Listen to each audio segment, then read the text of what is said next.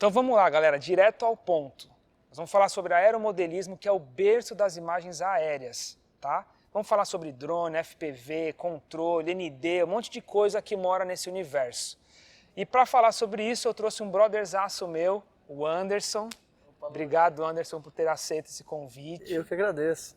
E Anderson, o lance é o seguinte, hoje a gente vê um monte de operador de drone, a gente vê videomakers que operam drone, mas não foi assim, ou necessariamente assim, que foi o seu começo, né? O seu começo vem de muito tempo antes dessas opções hoje de imagens aéreas existirem.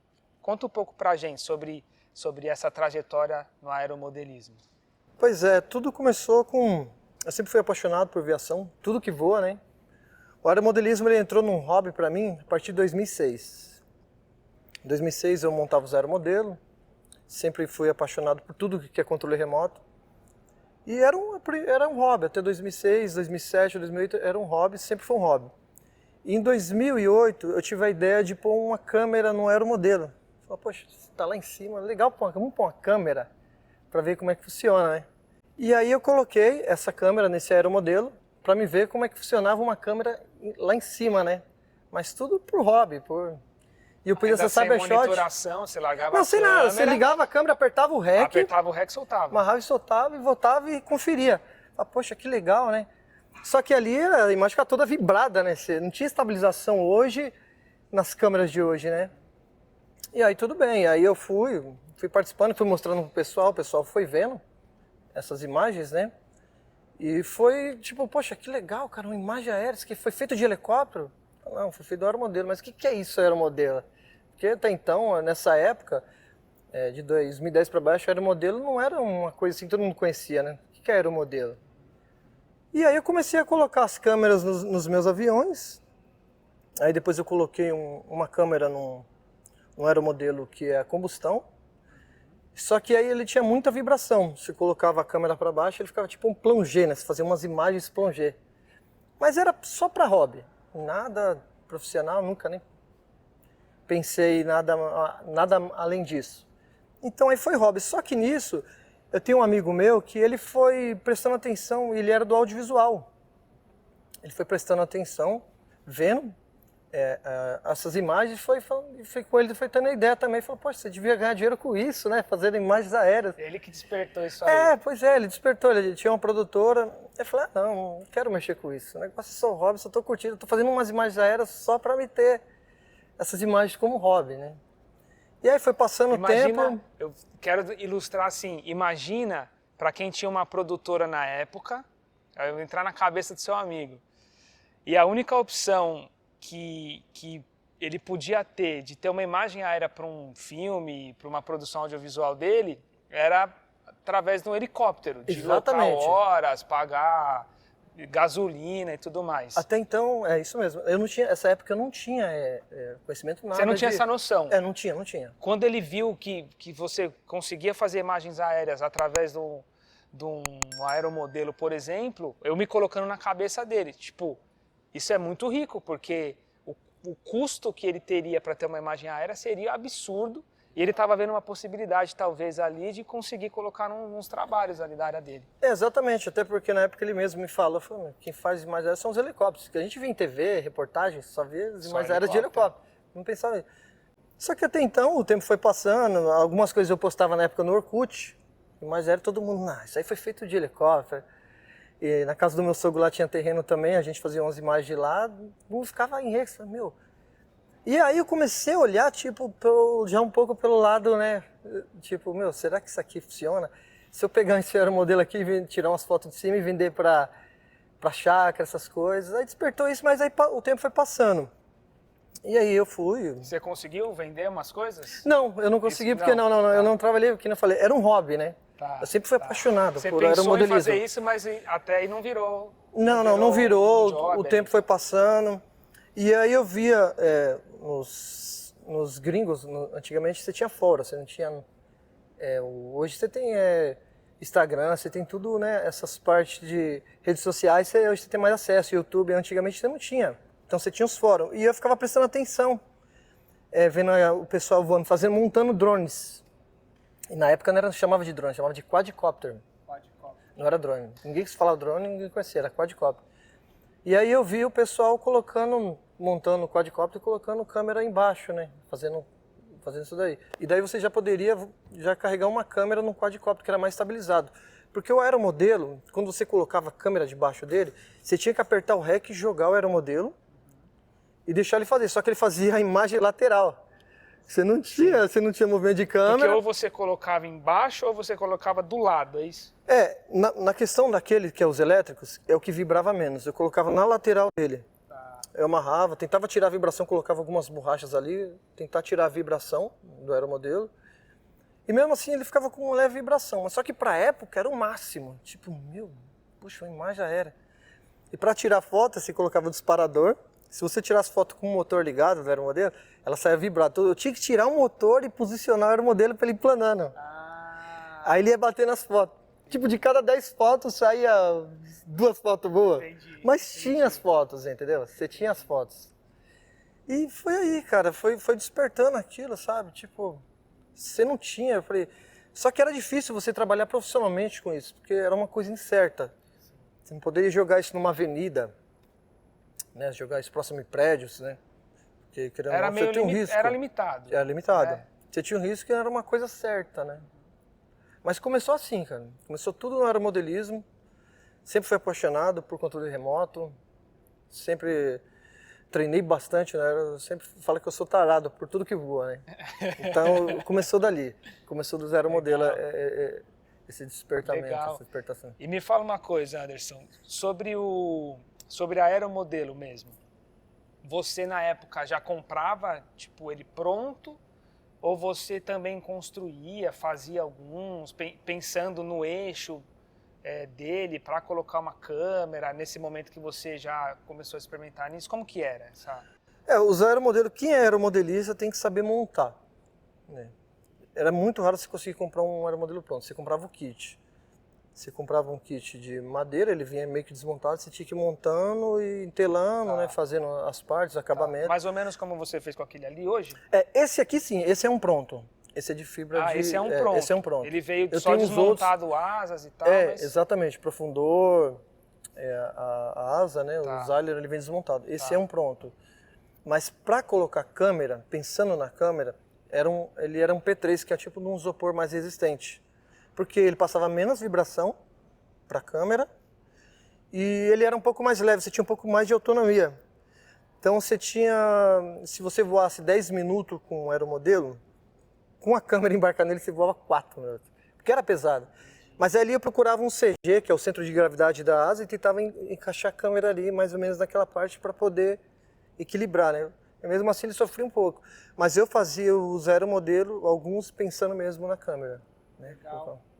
Olha que barato, vou falar, né, uma perspectiva aqui legal. Além de você treinar, né, para pilotar legal um aeromodelo, nessa época você já estava pensando onde colocar a câmera que te daria, por exemplo, uma imagem legal, porque não é só colocar a câmera, né? E esse lance de você falar que você tem que desligar o motor para tirar a vibração, para você conseguir ter um aproveitamento melhor de uma imagem, seja em vídeo ou seja, né, foto que você tirava, também é interessante, porque aí isso te limitava ou reduzia esse tempo. Pô, tem o tempo dele planando durante alguns segundos para eu conseguir fazer uma imagem, depois eu já tenho que retomar de novo. É muito louco isso, né? Você pensar como isso era limitado para você conseguir fazer uma imagem. Porque você tinha que calcular bem, porque você tinha poucos minutos. Você tinha que acertar, você tinha que depender do fator climático, que era o vento. E o momento certo de tirar o motor, tipo, vamos supor que você quer fotografar um campo, a posição certa. Você tem que vir bem antes com o aeromodelo, preparar a altura, porque a partir do momento que você tira o motor, ele não vai planar, né? Ele não vai pegar térmica, ele vai cair por causa do peso da câmera. Uhum. Então ali você tinha que fazer meio que já pensando. E aí você tirava o motor, e ali ia fotografando, filmando. Mas era bem limitado assim, mas pra época, poxa, era uma marca, era legal. E é legal saber que foi um amigo seu que foi te despertando, né? Para esse universo do lado de cá, né?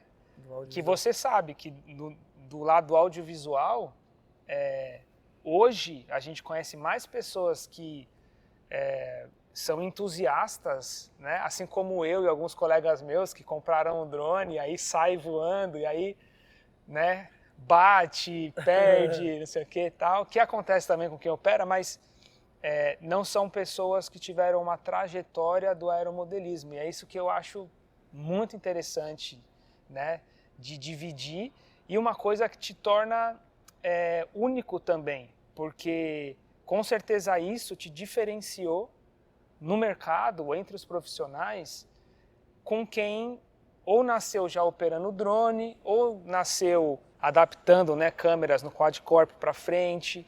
Eu acho que isso te torna diferenciado, né? Legal. E você consegue ver isso hoje, por exemplo?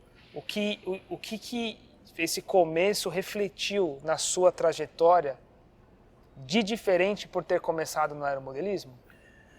Então, que eu te falei, a gente sempre fala assim, que o drone hoje, embora os drones hoje estão fáceis de voar, porque hoje você tem auxílio de GPS, você tem tudo, auxílio de câmera ali em tempo real, antigamente eu não tinha isso. Então, querendo de uma forma ou de outra, me ajudou bastante, porque eu já peguei a prática da pilotagem, porque o aeromodelo é uma coisa que você tem que pensar rápido, você tem que reagir rápido. Então, você tem que criar aquele seu instinto reflexo, né? Uhum. Então, ele me deu isso, que hoje eu aplico no drone, e também a câmera, né? Que, obviamente, depois eu fui aprender mais sobre câmeras. Mas o aeromodelismo, assim, ele para mim foi fundamental na questão hoje do meu profissionalismo de imagens aéreas, né? Nesse pouco tempo, mudou muito o recurso, o tipo de equipamento, Evoluiu bastante. o tipo de controle em relação a isso, até a qualidade de imagem. Vamos falar um pouco sobre como hoje as principais ferramentas que você tem para trabalhar, para fazer imagem aérea, oferecem coisas que naquele começo, lá com o quadcopter, né, você não tinha ainda. Na época do quadcopter, eu brinco assim, hoje o pessoal reclama, pergunta para mim, quantos minutos voa hoje seu drone? Fala, vou 30 minutos. O pessoal, só 30 minutos? Quando eu comecei, era 3, 4 minutos no máximo. Você subia, já tinha que fazer e já baixar, você já ficava preocupado. E você não tinha preview. Você não tinha preview hoje. Hoje você tem todo o recurso, a câmera está ali. Você tem uma câmera totalmente abertura, shutter, ISO, está tudo ali em tempo real. Então, isso daí, nossa, ajudou muito, porque hoje você já consegue preparar uma cena. Ah, deu errado uma cena, não, pera aí, volta lá de novo o ator. Vamos repetir, porque o drone tem 30 minutos e você tem todo o preview ali de imagem em tempo real. E mais uma, hoje você tem um cabo que você pode colocar para o diretor através de cabo HDMI, que ele pode monitorar além da sua tela, né? Então, assim, evoluiu tempo de bateria, sensor de câmera, preview, qualidade, menos ruído noturno e também a segurança, né, que hoje os drones oferecem, questão de GPS. Antigamente até a gente tinha GPS, só que era muito limitado. Você não conseguia, tipo, se ele está acabando a bateria, ele praticamente despencava, ele não voltava. Você só usava o GPS em um último recurso. Se você tivesse um file safe, perca de sinal. Então isso aí evoluiu bastante, assim, muito a cada ano. E proteção, por exemplo, esse lance de sensor que antes era só na frente ou só atrás, agora meio que tem 360, como isso também foi um fator que evoluiu, né? Exatamente, e muito. Porque antigamente você não tinha sensor, não existia sensor de anticolisão. A gente só foi ter acesso a sensor a partir do equipamento Phantom 4, que era sensor na frente, só que ele não era tão preciso. Então contava muito com a habilidade do piloto, né? Ele era um pouquinho mais tenso para você pilotar. Hoje você já tem os sensores omnidirecionais, os 4 lados, para cima também, né? O up, que você também não bate. Então evoluiu muito a questão de essa tecnologia, né? E hoje, assim, inventos impactantes pra caramba, inventos fortes, os drones seguram, a gente não tem mais problema com estabilização praticamente. Exatamente. Antigamente a gente só poderia voar, acho que com vento não poderia voar com vento 28 km por hora. Se estivesse ventando um pouco mais forte, você já sofria. Hoje os drones voam com 45 km, praticamente mini furacão, né? Aquelas rajadas de vento. E ele tá ali lutando, porque as controladoras são muito modernas, né? Então dificilmente um vento vai conseguir derrubar um drone ou tirar a estabilização de imagem, né? Temos também a possibilidade das lentes, né, embarcadas hoje. Hoje os sensores já são bem maiores que antigamente. Hoje os sensores já temos um sensor de 4/3, né, que é o Mavic 3, que é esse aqui, ó. Que na verdade são 3 câmeras, tá? Tem aquele que são 2 câmeras já vem e com esse são 3 câmeras. Que é esse aqui que já são embarcado, que facilitou bastante, você não precisa descer o drone e trocar de lente. Aqui você tem uma 24mm, que é um 4/3, e as outras de cima, que é uma 70 e uma 66, que é meia polegada. Então, poxa, isso evoluiu muito na questão noturna, né? Porque você troca as lentes pelo controle. Você tá ali, é muito fácil. Não gostei dessa ótica, vamos trocar. Mais ou menos como a gente faz no iPhone ali. Exatamente. Abertura, tal. Então você troca as aberturas, ao invés de trocar a lente, você na verdade está trocando a câmera que está sendo utilizada. Exatamente, você troca a câmera, você troca a ótica. Nesse caso aqui, tá, do Mavic 3 Pro, você tem uma 24mm, a 70 e uma 66. Então, poxa, isso é legal, isso é bacana. Você está embarcado lá, você troca uma lente, você cria outra ótica. Sem contar o lance da abertura, que hoje tem abertura mecânica, que é o diafragma 2.8, no caso desse drone 2.8, 11. Temos também os filtros ND, né? Que são esses filtros aqui. Isso aí é massa demais. Exatamente. Que é o que faz a diferença, dependendo do que o cliente quer. Porque nem tudo se usa com velocidade dobrada e nem tudo se usa com velocidade alta. Isso vai depender do cliente, o que ele quer. Se você quer brincar com as profundidades ali também. Isso, exatamente, né? Abertura. No caso de gravar uma coisa que eu gravo muito barcos, né? Fabricante de barcos. Então ele é uma coisa mais de performance, que os barcos precisam estar em alto mar. Então o cliente ele quer uma coisa com um shutter um pouco mais de velocidade para criar aquelas ondinhas pulando, para formar mais, né? Imprimir mais as batidas de água do casco. Porque com shutter um pouco mais baixo, você já tem aquele blur, então para ele já não serve. Então você tem infinidades de variações, né? Os filtros ND ele te possibilita. Sensacional. Que evolução, né, cara? Que evolução. Quem ia imaginar que isso tudo aqui na nossa frente hoje seria possível, né?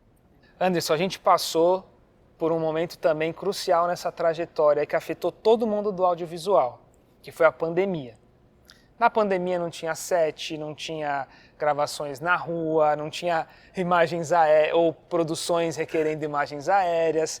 Voltou tudo para as produções remotas, né? Exato. Então todo mundo sofreu um impacto de uma nova realidade de se produzir as coisas. Como que foi para a realidade de vocês, né? Da operação e da captação de imagens aéreas? Rapaz, foi um desafio, realmente, a pandemia, para todos nós, né, do audiovisual, foi um desafio. Quando começou a pandemia, aquele primeiro lockdown, as produções foi caindo, os clientes foram ligando, falaram, aquela produção que a gente ia ter, a gravação, cancela, vai cair, você está vendo o que está acontecendo aí? Olhei para minha esposa e falei, poxa, e agora? O que nós vamos fazer? Aí ficamos 10 dias dentro de casa e aí surgiu uma ideia, falei para ela, se a gente pegar o drone e ir para centro de São Paulo gravar a cidade vazia, que isso é inédito. Poxa, São Paulo vazia, né? Vamos ter, se tiver, vamos gravar, não perder. A gente não sai do carro, o máximo descer, fazer, vamos pôr nossas máscaras, porque a gente tinha muito cuidado, tinha muito medo de pegar, ali, né? A gente estava bem assustado na época. Muito assustado. A gente saímos de madrugada, pegamos o carro e fomos lá para Paulista, começamos a fazer gravação da Paulista vazia. Parecia o apocalipse. Tipo, você vê a Paulista no meio da semana vazia, horário comercial. Aí comecei a subir o drone, fazer umas imagens de São Paulo vazia e comecei a postar no Instagram. E dali começou, tipo, o pessoal, poxa, eu quero essa imagem para contextualizar num filme que eu estou fazendo sobre pandemia ou numa produção de publicidade. Tem muitos amigos, né, que tem produtora. E aí comecei a vender essas imagens. Começou a ficar inédito, tipo, poxa, São Paulo vazia, que legal isso, ninguém nunca viu São Paulo desse jeito. E a maioria das publicidades que teve na TV foi com minhas imagens que eu vendi. E por incrível que pareça, eu vendo até hoje essas imagens, né? Que se tornou tipo um marco, né? Tipo, poxa, São Paulo, Paulista vazia. Que né? Se Deus quiser, nunca mais vai ter, né? Amém, nunca vai ter. Então ficou uma coisa inédita. E dali começou a surgir também Um tempo depois, o audiovisual também tentou se adaptar nesse meio e começou a fazer as lives. Na pandemia, os drones já tinham recurso Eles já tinham recurso. para transmissão, é isso? Exatamente, pela saída da HDMI. Você conseguia fornecer a saída da HDMI com um conversor para mandar lá para a mesa de corte, né? Então, às vezes, fazia muito com o Mochilink também, foi um desafio. Colocava o Mochilink, fazia transmissão ao vivo para jornalismo. Para receberem no estúdio. Exatamente, tal, fiz sim. muito jornalismo.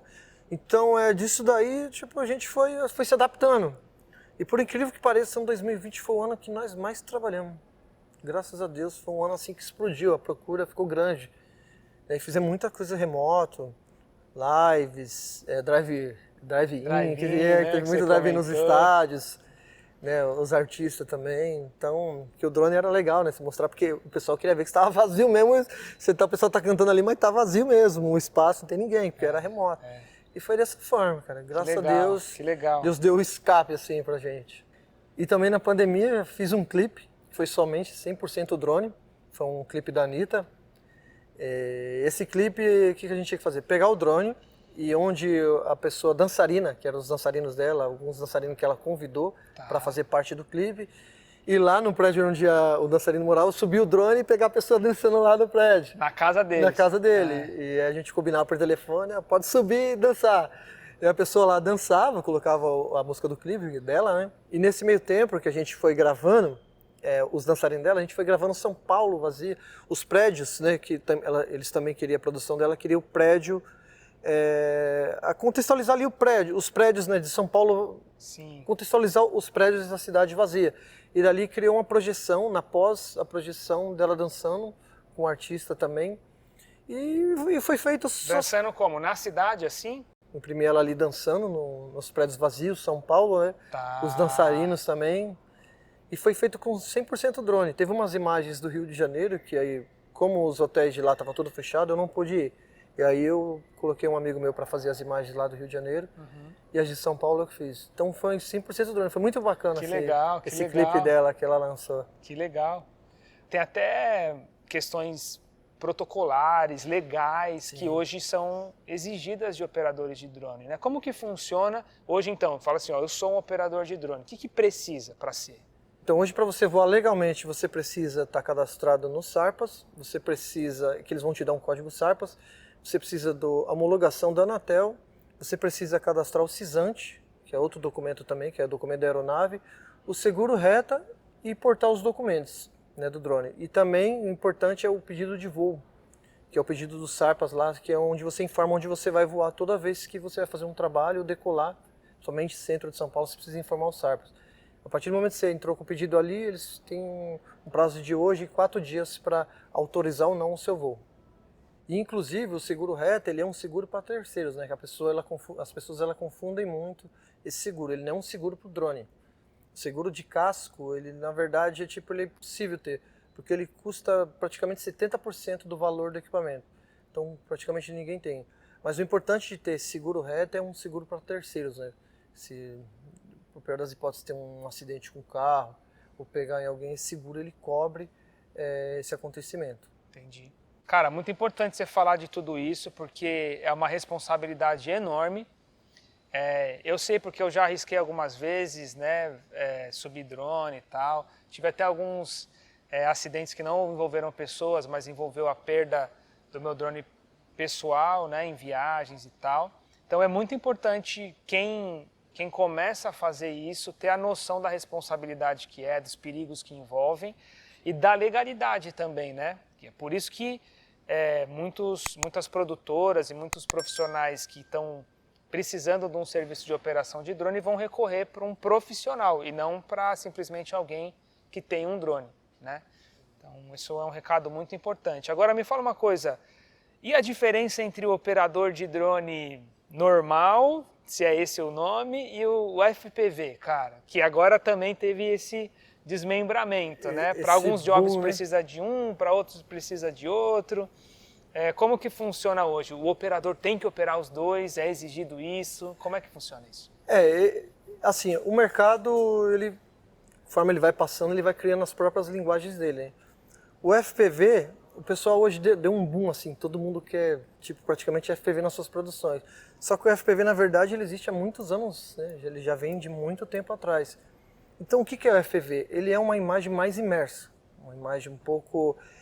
Ele entra em lugares praticamente onde um drone comum você não entra, que é espaços apertados, eles não têm a hélice muito exposta. Esse aqui é um drone mais de performance. Tá. Ele é um drone mais para velocidade, que aí você grava externo, e tem os outros drones menores, que são esses, que são os que tem ali, você vê, os protetores de hélice, que é para você gravar interno, se ele pegar alguma coisa, ele não derruba. Mas assim, você não precisa, você que opera o Mavic, você não precisa necessariamente operar um FPV. E hoje tem o profissional só que opera o drone estabilizado, e tem um profissional só que trabalha só com FPV, e tem um que trabalha com os dois. Porque são diferentes, são operações diferentes. Então, nem sempre necessariamente você que opera um estabilizado, você tem que operar o FPV, e assim vice-versa. E quem hoje está no mercado, que nem no meu caso, eu preferi especializar nos dois. Porque o FPV já faz muito tempo também que eu já trabalho com FPV, assim, que eu já pratico o FPV. Então hoje eu consigo oferecer os dois. Mas assim, é treino constante. Treino, busca constante, treinamento, somente no FPV que ele requer mais do operador, porque ali a gente fala que a gente voa no limite. Ali, para você errar, é questão de milésimo de segundo. Então, graças a Deus, hoje eu consigo oferecer os dois. Mas não necessariamente você tem a obrigação de ter a operação nos dois, né? É sempre bom perguntar, então, tipo, que tipo de aeronave, que tipo de drone você pilota. Quem vai contratar, é sempre bom se certificar disso. Exatamente, é bom sempre saber que você está mais especializado ou se você oferece os dois, né? Tá. Agora me fala uma coisa, esse aqui é conhecido como drone Nutella mesmo, esse aqui? Esse aí tem uma polêmica, esse drone. Ó, que legal. Ele é bonito, ele é super legal, né? Mas ele é bonitinho, né? Que treta é essa que tem aí dos operadores? É porque assim, o pessoal do Raiz, eu também sou Raiz, tá, gente? Eu sou um FPV Raiz, que é os drones que a gente monta. Esse já vem pronto. Já vem pronto. Saquei. Então meio que criou essa rixa, tipo, poxa, dos operadores Raiz, tipo, já vem um drone pronto, porque a galera que não voa drone FPV Raiz já pega esse e já voa, porque ele é fácil de voar, ele já tem GPS, ele já fica paradinho, você solta. Os dois têm sensores, tá? Não, aquele não tem. Aquele não tem, aquele é raiz mesmo. Aquele é raiz. Saquei. Esse aqui, se soltar o comando, ele fica paradinho, aquele não. Entendi. Então os caras têm aí hoje a maioria pensa que tem esse, já fala, eu ofereço FPV, e também não é bem assim.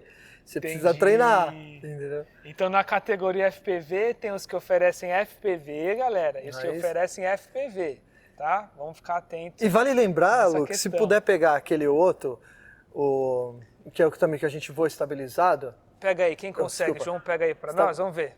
Esse daí, então, esse aqui, se você jogar, ele voa sozinho também. Não voa.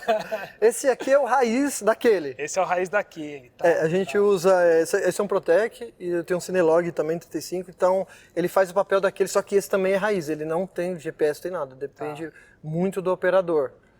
Então criou essa rixa aí da pessoa que compra aquele já prontinho, já fala aí que faz FPV. Saquei. E o interessante disso é que é o seguinte, primeiro que você falou que aquele lá é para uso externo, e esse para mais velocidade, exatamente. Por causa da velocidade, para você ter mais, né? Seguir carro, descer prédio, dive. Saquei. Aqueles que você vê pro mergulho. Muito louco.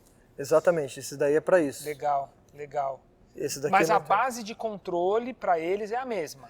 Tipo, ou muda a questão de controle, sensibilidade, sei lá, tem alguma coisa diferente entre os dois? Não? Muda. O FPV, para você pilotar ele da forma que ele é, para ser a linguagem do FPV, ele precisa você criar um modo manual, que é diferente, porque o que acontece? Quando você pilota um drone estabilizado, você põe o stick para frente, ele vai para frente. Você ficar pressionando para frente, ele vai o tempo inteiro para frente. Já o FPV, não. O FPV você trabalha com ângulo. Se você der o stick para frente e segurar, ele vai fazer isso.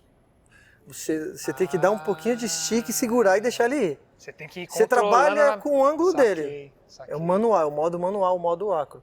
Então ele acaba sendo mais difícil a operação. Mas tem que ser dessa forma, porque senão você não consegue fazer as manobras mais radicais. Que é o que é mais radical, mais legal, né? Porque senão você não cria a linguagem FPV. Um vídeo famoso é aquele que Já faz um tempo, mas é aquele que o cara passava no meio de um trem em movimento. Sim. Esse daí ficou super famoso, Poxa, né? muito legal. No meio, assim, né? Cara, Então, sensacional. o FPV ele cria coisas, isso vai também da criatividade do piloto. Mas dá pra você criar muita coisa que o drone estabilizado não faz. São drones diferentes, vamos dizer Legal, assim. legal pra caramba. Cara, e além disso ainda tem o lance do óculos, né? Deixa eu ir agachadinho aqui pra eu não sair tanto do quadro. Ó, tem o lance do óculos, deixa eu ver, pode pôr aqui? Pode colocar. Ih, Você voa mais embarcado, né? Você consegue emergir mais e prestar cara. mais atenção nos obstáculos, né? e a noção espacial, esse que é pra mim o que é intrigante é isso. A noção espacial, meio que você é um outro...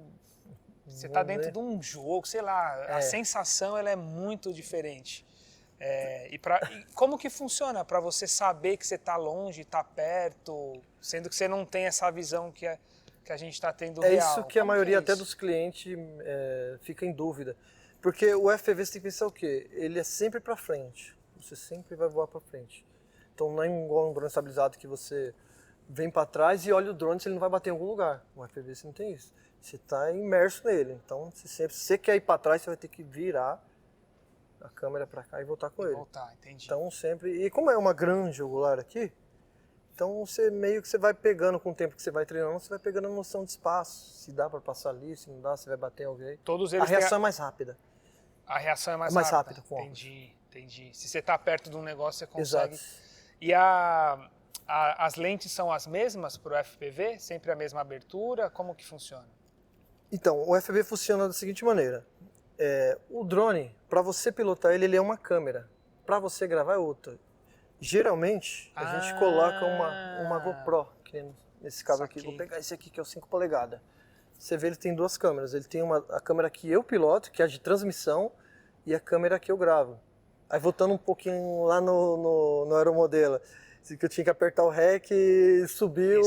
Esse aqui hoje é praticamente isso. Tá. Você aperta o REC aqui e sobe. Na GoPro você vai ter a possibilidade de acessar pelo aplicativo, que também o range não deve ser tão grande. Não, no caso você não tem monitoração mesmo. Não tem monitoração. Não tem. Entendi. Você tem que meio que fotometrar antes ou pôr no modo automático. Entendi. E ainda, então é a raiz que volta aquela história também da treta do Avatar, né? Entendi. Que o Avatar você já tem a monitoração, você consegue dar o REC no controle. E ele também tem duas câmeras, para pilotar Então, o engraçado é que ele tem a própria câmera que você pilota é a que você grava. Que grava. Então você já está gravando vendo o que vai sair. Que massa. Então tem essa rixa aí, entendeu? Por que é essa rixa? Cara, e aí o interessante então é que é o seguinte, se dá para colocar a GoPro, dá para colocar um celular. Eu recebi um spoiler teu aí, inclusive, de que vocês já fizeram isso, inclusive. Esse iPhone 15, que a gente tá, assim, flertando muito para começar a produzir coisas com ele, vocês já fizeram um job aí, né? Dá para falar um pouco sobre isso ou ainda é meio segredo? Posso falar alguma coisa assim sobre. Recentemente fizemos uma gravação de um fashion film que foi gravado 100% com o iPhone 15. E aí o diretor teve a ideia de pôr no drone. E aí ele conversou comigo, falou, é possível? Eu falei, sim, é possível. E aí eu fiz toda a adaptação, né? Eu mandei imprimir algumas coisas em 3D para poder colocar o iPhone no FPV. E vamos de FPV com o iPhone 15. Teve que fazer contrapeso, alguma coisa desse tipo, para adaptar, Foi um dos né? desafios, porque passou muita vibração. O iPhone 15, ele sentiu um pouco de vibração na imagem. Então foi muito teste, muita resiliência para poder acertar entre material que segura ali o iPhone 15 e também o centro de gravidade, onde fica o iPhone 15 e onde fica a bateria. E graças a Deus chegamos, acertamos. E fizemos. Em breve vai lançar esse. Que legal. Quando lançar a gente vai disponibilizar aqui e tiveram algumas imagens que o Anderson dividiu com a gente, que a gente foi passando enquanto ele estava falando aqui, é super legal, né? E foi esse drone aqui que você utilizou? Foi exatamente esse drone. Esse drone é meu guerreirinho. Já tem um tempo já, e ele foi um dos que saiu bem, porque eu tenho outros drones de FPV, mas ele foi o que menos passou vibração, por que pareça. Que legal. Foi o que saiu melhor. Que legal. Uma coisa que eu acho que a gente tem que levar em consideração também é que o operador de drone, ele opera o movimento da aeronave, seja essa ou aquela, mas ele também opera, nesse caso aqui, né, naquela câmera fixa. Você não tem... aquela... No FPV você não opera a câmera. né, a complexidade Exato. do movimento e tudo mais, as Você possibilidades aperta o são REC e maiores, deixa ela fazer... mas a câmera você Não, posiciona e solta. sim. Nesse caso aqui, o operador de drone, ele é o operador do movimento e o operador da câmera. E agora, com essas possibilidades de diferentes câmeras, diferentes lentes, se põe ND, não põe ND, tem outros filtros também já para essas lentes de drone. Temperatura, shutter, você saber a abertura de cada lente ali e tal, tudo isso agora está na mochila de responsa do operador de drone. Exato. Que teve uma época que era até dividido, né? Eu lembro que dependendo do drone que você ia contratar ou colocar nas suas produções, tinha o operador de movimento e o operador da câmera. Hoje não tem mais isso? Como que é? Não, ainda existe, que são os drones maiores, que aí são divididas as tarefas, a gente fala, que é o operador do drone e o operador da câmera. Falando no caso desse, o cara tem que saber o quê? Ele tem que se preocupar com a operação do drone e saber também de câmera. Porque o drone ele é uma câmera em constante movimento. Então ele está totalmente com a responsabilidade dele ali, na questão de enquadramento, de pilotagem, tomar cuidado para não bater. Porque o que opera, voltando um pouquinho, o que opera 2, ele só está preocupado em pilotar o drone, enquanto o câmera só está preocupado com a câmera.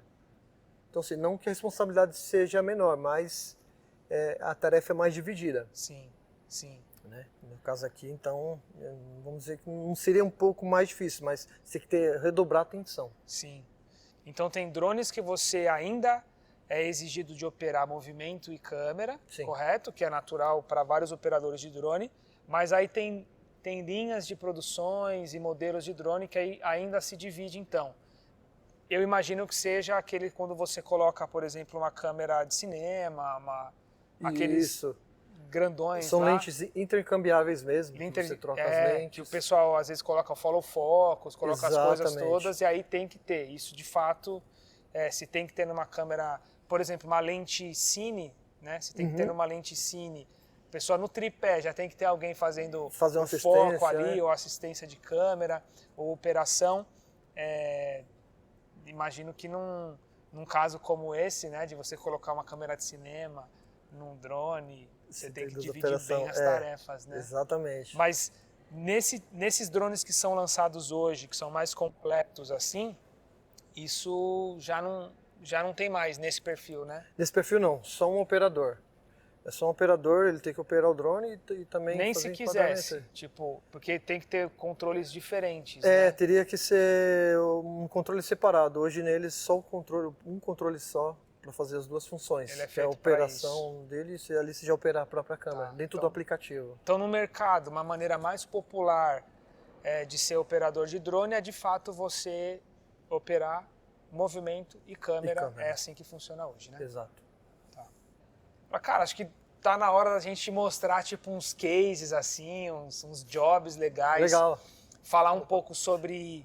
Valeu, João. Falar um pouco sobre a questão de profissionalismo, de experiência, de complexidade de jobs, né? Tem uns que são mais, outros que são menos.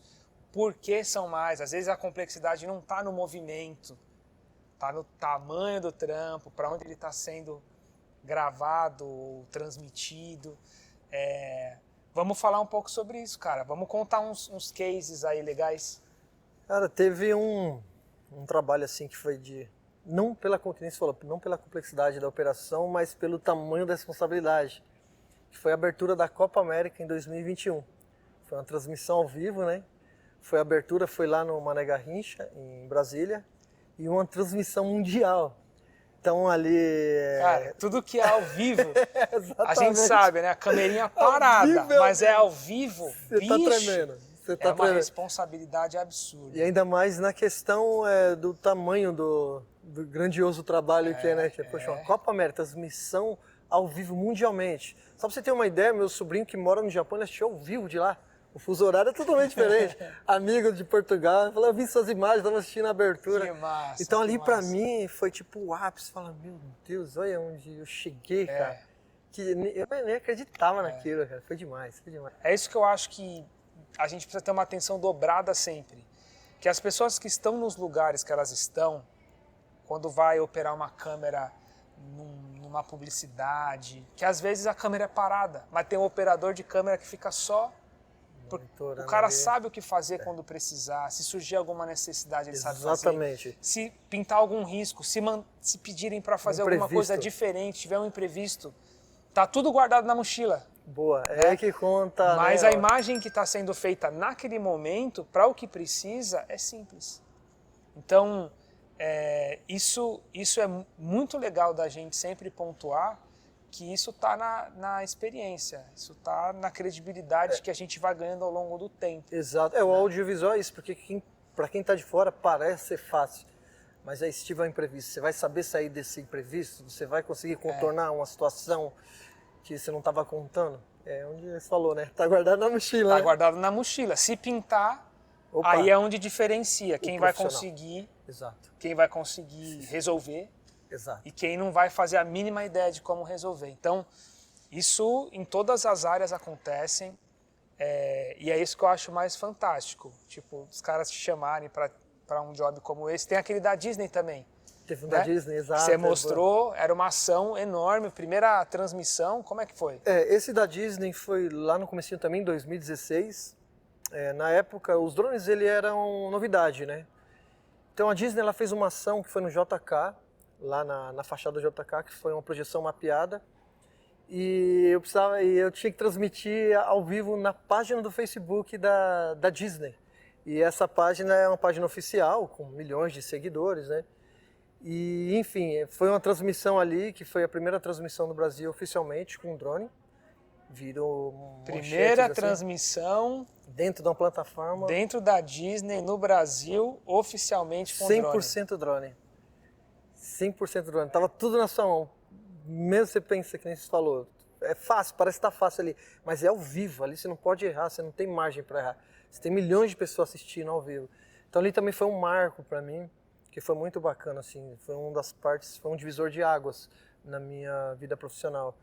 Porque dali também, graças a Deus, eu consegui fluir bastante. Questão de produtores, meu nome, graças a Deus. Ótimo, ótimo. Que bom, né? A gente vai sempre agradecendo as oportunidades. Sim, não, sou muito grato. Muitos amigos também, senão hoje eu não estaria onde eu estou hoje, né? Porque a gente também não conta só com a sua habilidade. Você precisa ser reconhecido, você precisa mostrar para alguém do que você é capaz. Alguém tem que te dar a oportunidade. Sim. E dali... deixa a coisa fluir. No fim, as trajetórias são pessoas, né? Exato, é isso aí. Quem que vai te puxando, quem que vai abrindo que vai portas, janelas, né? Quem que vai me dar a oportunidade de mostrar o que eu sei fazer, né? Isso é muito legal. Você falou também de outro, cara, que foi uma transmissão, e a gente fala de transmissão porque parece que a gente está aficionado em transmissão, mas não, são as mais complexas. É que exige muito do... Falar que vai fazer ao vivo já traz uma carga enorme. Primeiro que por trás de você, né, a operação por trás, para o seu drone chegar nessa house que vai transmitir, já é um negócio absurdo, né? Quem se envolve com projetos assim sabe que a estrutura é enorme. Então, você é a ponta que está todo mundo dependendo, né? É isso mesmo. Comenta desse daí do Corinthians, esse específico, cara. Foi um trabalho bem bacana, assim, uma experiência legal também. O que precisava ser feito? Eu fui contratado pela Conmebol da Libertadores. Na verdade, foi um desafio. Eles me lançaram esse desafio e perguntaram se era possível. Eles queriam acompanhar o ônibus saindo do CT, o ônibus do Corinthians, saindo do CT e indo até o Itaquerão, né, que é o Arena Corinthians ali. Ele falou, é possível? Eu falei, é. Falei, é o seguinte, deixa eu fazer o cálculo de distância para me saber porque temos tempo de autonomia de bateria, né? E tal, então nisso aí eu vou calcular o tempo de distância com o tempo de autonomia de bateria que eu tenho com o drone. Enfim, eu calculei lá, deu 16 km, expliquei para eles, falei, ó, é possível fazer, mas eu preciso do time certo de sair com o ônibus e preciso de toda a papelada, que é a documentação para você fazer aquilo legalmente. Você precisa pilotar de dentro do carro, você precisa ter um observador, que a gente fala, que é um cara olhando só pro drone, que isso é lei, né? Era à noite, né? Isso, era à noite. Então a gente fizemos todo um preparo antes, todo um estudo do local, de como sair, do horário, tempo, fomos fazer um scout para ver se... É porque à noite você não tem mais, você não sabe se tentou, então a gente fizemos todo o trajeto ali. Enfim, foi toda uma pré-produção antes do acontecimento em si, né, da gravação. Então aí foi lançado esse desafio, e aí chegou o dia de fazer. Subimos o drone, a gente recebeu um time do pessoal lá do Corinthians, do CT, falou, o ônibus vai sair agora. Porque eu não podia estar com o drone lá esperando. Tinha o tempo certo, porque eu não tinha muita autonomia, eu tinha que subir e já percorrer. E aí, enfim, decolei o drone, o ônibus saiu e acompanhei e transmiti no Mochilink. Me deram um Mochilink, entramos dentro do carro, foi eu, uma produtora, o rapaz do Mochilink e o motorista. E essa transmissão era ao vivo para dentro da página Comembol Libertadores. Que os corintianos, eles são bem fanáticos, assim, eles gostam de ver até o ônibus saindo do CT. E era um jogo contra o Boca Juniors, imagina o tamanho da responsa. Isso foi em 2021. Mas assim, foi tudo documentado, tá? Foi tudo, né, para deixar isso bem claro, foi tudo feito dentro das leis. Sim. E aí acompanhamos, cara, mas tremendo, hein? À noite, você acompanhar aquela comitiva toda, nós dentro da comitiva, se não tinha margem para erro. Mas assim, foi tudo feito dentro da segurança. E graças a Deus deu certo, entreguei o ônibus lá dentro da Arena Corinthians. Foi muito bacana. Então, beleza, a gente falou sobre casos que a complexidade está na demanda, no job mesmo, né? Se é um filme, por exemplo, que custa caro, com um ator, com atriz, com elenco, para rodar, e você tem que fazer uma cena específica, e se você, sei lá, ou não consegue fazer determinado movimento, ou não consegue fazer, seja lá o que for, você está custando mais caro para a produção. Então, isso é uma esfera. Agora, me fala de um job assim que te exigiu de operação mesmo, assim, né? Que foi complexo na operação. Às vezes nem é um job grande, mas que você passou no meio do trem, por exemplo. Certo. Né? Então, para falar de desafio e complexidade, eu vou falar um pouco do FPV. O FPV eu fiz um trabalho que era um comercial para uma marca de brinquedo e com 2 atores crianças. E ali exigiu realmente bastante da experiência, que era o quê? O drone, ele vinha de fora de uma casa, você vinha do ambiente externo e entrava para dentro da casa com o ambiente interno para pegar a criança brincando com o laptop, que o assunto era o laptop, mas a criança, né, brincando ali e tal, sentadinha. Nesse dia estava ventando muito, muito. Então pensa, você vem do ambiente externo, que está ventando bastante, e entra para um ambiente interno, que não tem vento, vento parado, né, a inércia do vento vai te fazer você entrar com tudo com o drone. Então ali exigiu bastante da operação ali, do piloto, né, da experiência, porque você tinha que prestar atenção, você tinha que tomar cuidado para não machucar a criança, né, para você não machucar ninguém, bater em nada e acertar o quadro. E entregar para o diretor. Exatamente, ali, né? O diretor do lado acompanhando se era aquilo mesmo que ele queria. Enfim, ali exigiu bastante mesmo, foi bem complexo, porque a gente teve que repetir várias vezes, porque o vento mesmo realmente aquele dia estava bastante. E aí a cena era vir de fora, entrar, mostrar a criança brincando, sentada com o laptop, fazer a volta, virar, pegar a outra criança em outro ambiente, que era uma sala, interno também, brincando, e de lá dele sair, tudo isso em um plano de sequência. E sair e descer por fora da casa, da sacada ali, e entrar por dentro do outro cômodo.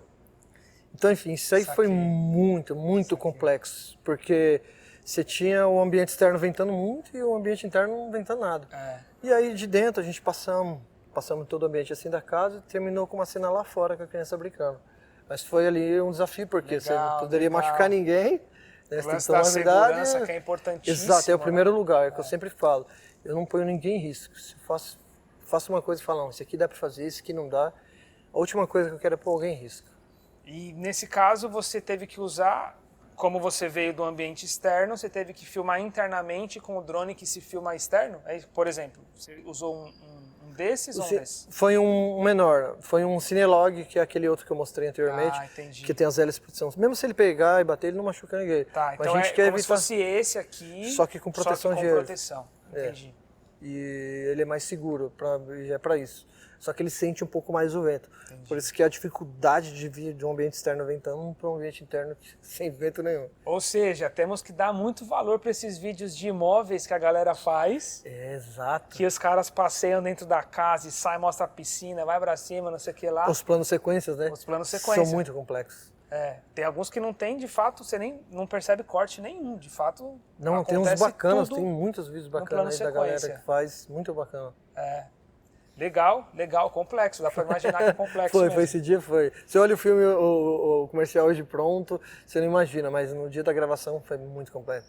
Foi um desafio. Cara, então, nessa profundidade que a gente tá aqui falando sobre o drone estabilizado, sobre o FPV, para quem quer se posicionar como operador de drone, quer comprar um drone ou quer se posicionar como um operador de drone FPV ou de drone estabilizado, existe o drone certo ou existe o drone que atende às demandas que vão sendo exigidas do operador?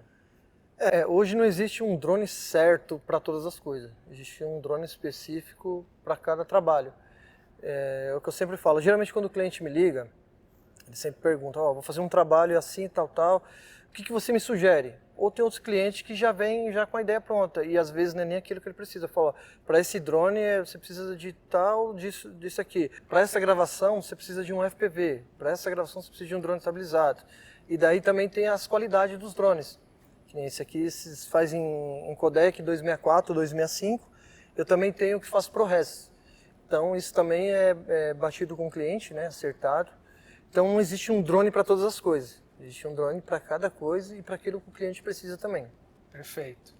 Então, para você que quer se posicionar como operador de drone, saiba, ou você vai se segmentar e ficar especializado em algum tipo de operação ou entrega de imagem, ou você vai ter que ter um arsenal aí de possibilidades para poder oferecer para o cliente. Ou escolher aquele específico para aquela área que você queira trabalhar. Para aquela área que você quer trabalhar.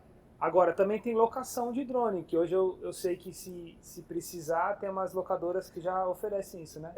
Mas para você que quer trabalhar profissionalmente com drone, primeiramente, o equipamento, né? Você tem que escolher um equipamento bom, equipamento que atenda o mercado. Tirar as documentações, que é Anatel, Seguro Reta, Cisante. Também comprar cartões bons, cartões de memórias bons, né?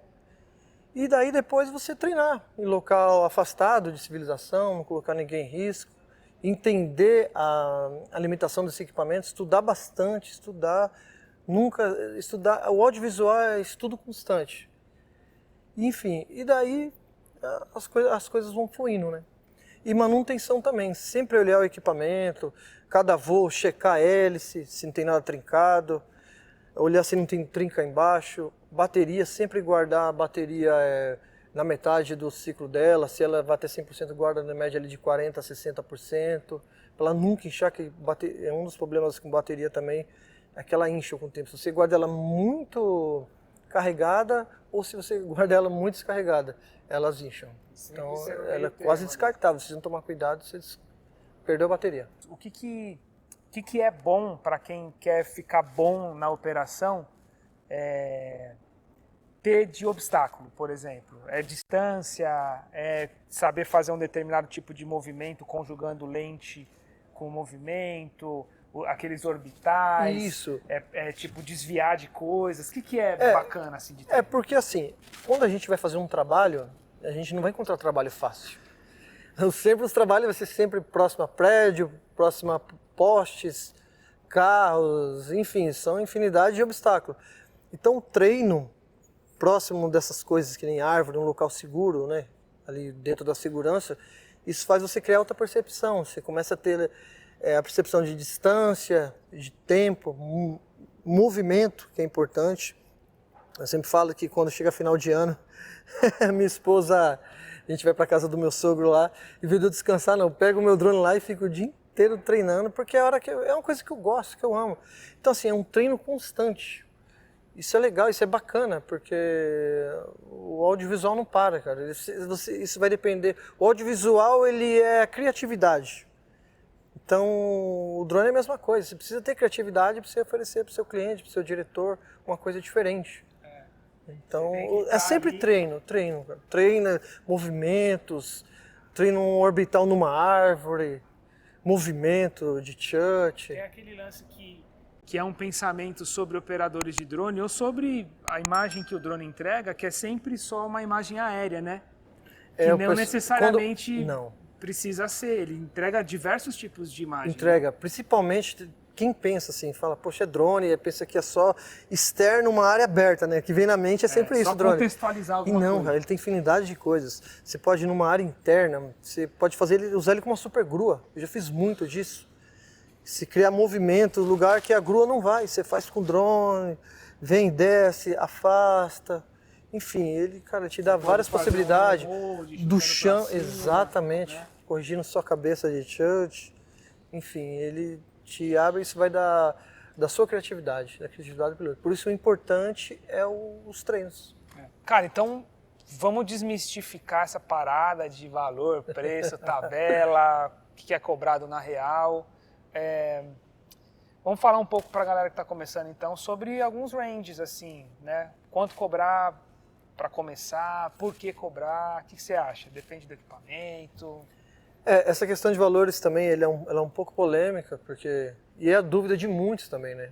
Até porque para quem está começando, quando a gente começou, saber, com certeza era uma também dúvida, surgiu, né? Exatamente. Parte a princípio de como se fosse abrir um negócio, é a mesma coisa, é o mesmo princípio. O que você tem que pôr no lápis?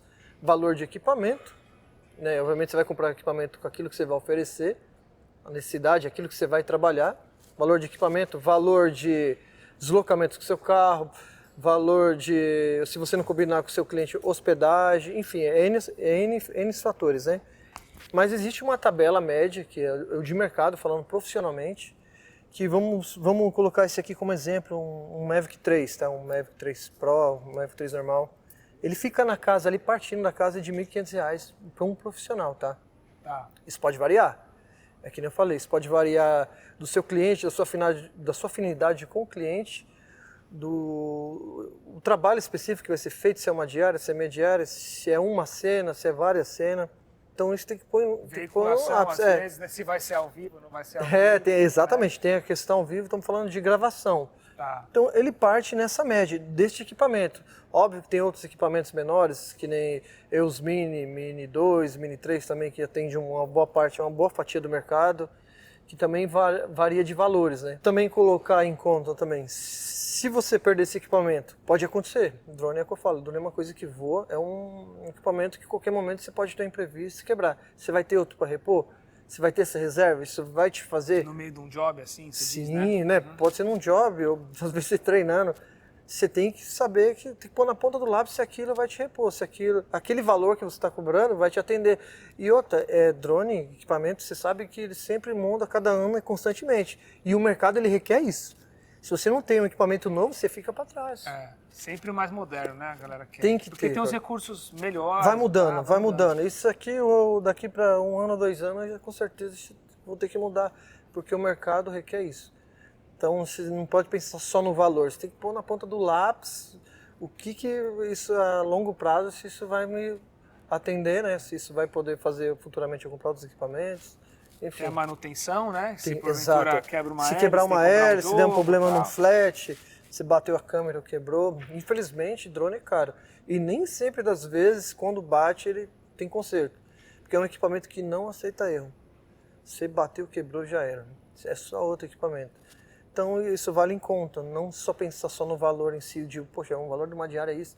Não, é uma empresa. Tem que pensar, ter uma cabeça como uma empresa. Vamos ver se futuramente isso vai... Futuramente eu posso fazer um upgrade de equipamento, comprar um acessório, enfim. A gente fala que o filmmaker tem que ter na cabeça que ele é um empresário.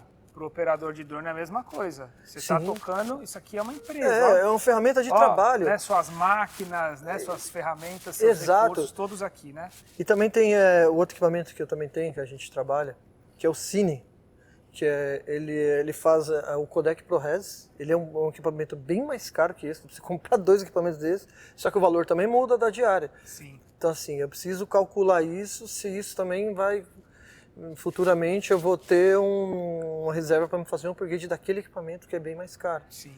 Então sim. é uma Pra ir variável oferecendo grande. mais qualidade. Porque senão você fica para trás do Exato. mercado. Você acaba, o audiovisual é isso, ele é evolução constante. É uma evolução, cada dia é uma novidade. Exato, exato. Então, faça suas contas aí, ó, na ponta do lápis. O que envolve de custo para você ter um equipamento e se vender como um operador, né? Obviamente você não vai andar, por exemplo, com um desse na mochila, na rua, pegar metrô e tudo mais. Não. Você vai ter que ter... Chama muita atenção. Sei lá, logisticamente, se você vai de Uber ou se vai de carro, tudo isso basicamente vai ter que estar embutido na sua precificação, né? Tem que estar coberto. Cuidado para não trabalhar, né, assumindo prejuízo. Pagar para trabalhar, né? Pagar para trabalhar. Então a dica maior é essa, cuidado com isso. Exato. Tá? E Anderson, assim a gente acho que encerra nosso papo. Poxa, obrigado. Foram muitas informações, muitas coisas. A gente tomou um tempo legal aqui para conversar e dividir tudo Muito isso bacana. com o pessoal. Então, pessoal, dá uma valorizada aí, deixa seu like, seu comentário, compartilha o conteúdo com mais pessoas. Esse conteúdo riquíssimo, essa história, esse histórico, experiência, tudo isso com certeza vai fazer diferença para você e para outras pessoas. Então não deixe isso aqui parado, não. Vamos movimentar, vamos jogar para o ar. Para muita gente que tem interesse de saber e precisa saber, deixa seu like aí, comenta e faz com que o nosso trabalho seja visto e divulgado aí pelo YouTube. Beleza? E obrigado, Anderson, mais uma vez por dividir tanto aí com a gente. Não, eu que agradeço, Luque. Obrigado aí por ter me chamado. Espero ter tirado um pouco da dúvida. Foi muito bacana contar um pouquinho da minha história, né? E tentar tirar um pouquinho dessa dúvida aí que a galera tem mesmo. Esse tabu na questão de valores aí também, né? Agradecer os câmeras aí, a produção também. Obrigado aí pela paciência. Foram pacientes, viu? Foram pacientes. Ó, é muito tempo dedicado aqui, a galera que tá com a gente aqui, muito tempo de pós-produção, só para dividir com vocês o que a gente tem aprendido em tantos anos, né, cara? Verdade. Quão valioso é isso daí. Então, gostoso. obrigado mais uma vez. De verdade. Obrigado à produtora, né? Que é a sua esposa que está aqui presente. Meu braço direito e esquerdo. Seu braço direito tá sempre com ele, né? Ela é acompanhando direto. Fenomenal. E lembrou de vários assuntos aqui pra gente. Obrigado por estar com a gente também, viu? E é isso. Vamos nessa, que esse ano seja cheio de trabalhos aí, evoluções para nós. Tamo junto. Tamo junto. Obrigado.